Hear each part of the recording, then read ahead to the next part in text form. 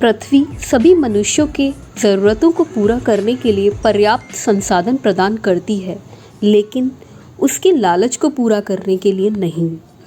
जब इस धरती का अंतिम पेड़ कट जाएगा और जब संसार की अंतिम नदी जहरीली हो जाएगी, तब शायद हम इस बात को समझ पाएंगे कि हम पैसों को नहीं खा सकते। पृथ्वी हम सब का घर है और इसकी सुरक्षा हम सब पर है। आओ हम सब मिलकर अपने कर्तव्य का पालन करें और इस धरती को विनाश से बचाएं।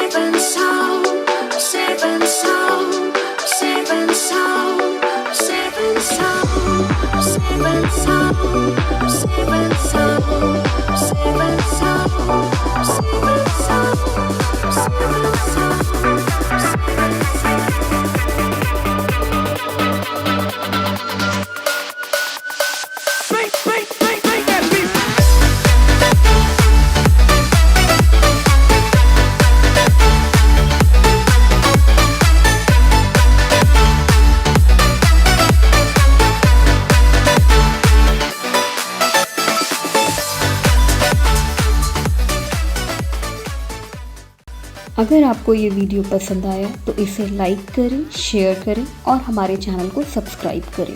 Thanks for watching.